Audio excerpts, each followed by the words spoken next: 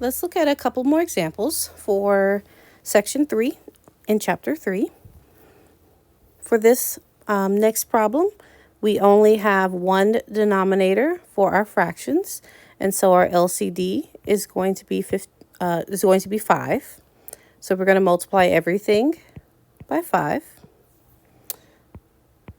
So 6a over 5 by 5, 6 by 5, and then the negative 6/5 by 5. The 5's in our denominator cancel because 5 divided by 5 is 1. That leaves us 6a minus 30 equals negative 6. And now we have a two-step equation, so we can get the variable term on one side of the equation and the constant terms on the other side by adding 30 to both sides. And then we can isolate our variable by dividing by the coefficient of 6, giving us that a is equal to 4.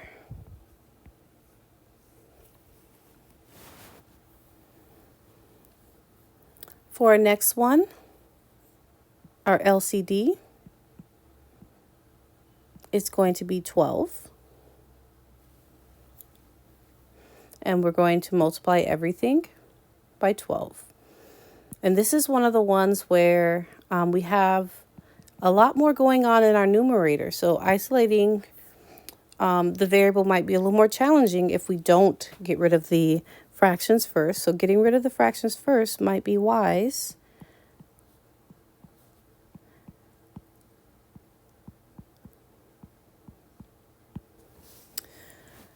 So we have 12 times 7 and then divide it by 4.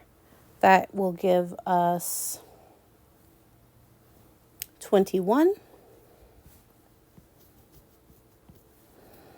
And then here on this other side, similar to what we had on this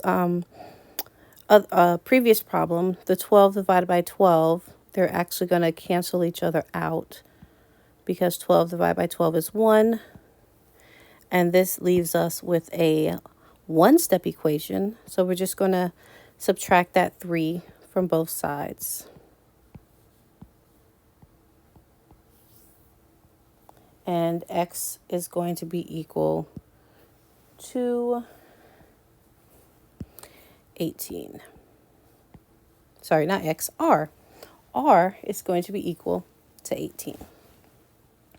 And one more example with an inequality. We'll start with identifying our LCD. In this case, our LCD is 12.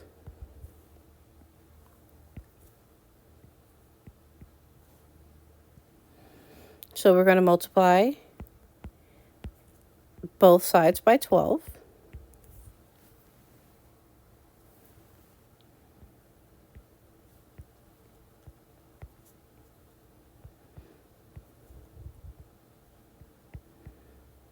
And this one's a little different from the last one.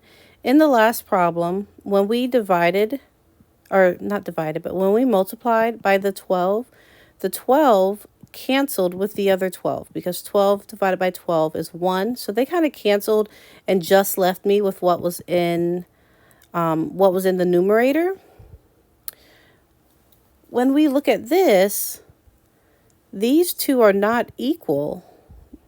The number I'm multiplying by and the denominator are not equal. And so they're not actually going to cancel each other. Because if I look, let's do a different color. If I'm looking at these numbers, 12 divided by 6 is not 1. 12 divided by 6 is 2.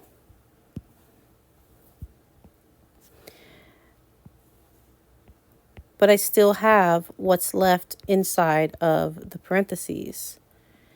And same thing on this other side, 12 divided by 4 is 3, but I still have what's inside the parentheses.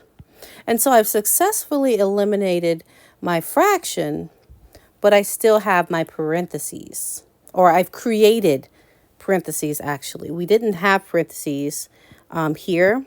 However, when we have division fractions like these are actually grouping symbols. And so there's implied parentheses here because that's a grouping symbol. And so now I have this distributive property that I need to do to simplify this before I can move on. And now I can do a little work to get my variables on one side and my constant terms on the other side.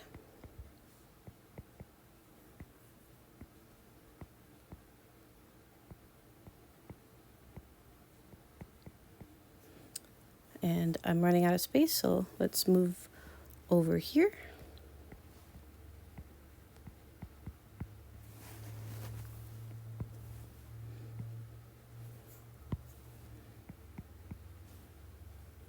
That's not what we're going to do.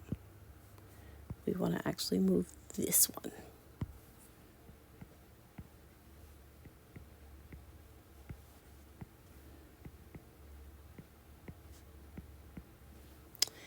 And I don't have a number in front of my y, but I do have a negative sign, which implies that there's a -1 there. So I do need to either multiply or divide, because either way, it'll get rid of that -1. I'm going to divide because it's -1 times y, and opposite of the multiplication is division. But keep in mind, when I divide by that negative, I need to flip the sign. So my answer to this equation or inequality is y is less than or equal to -17.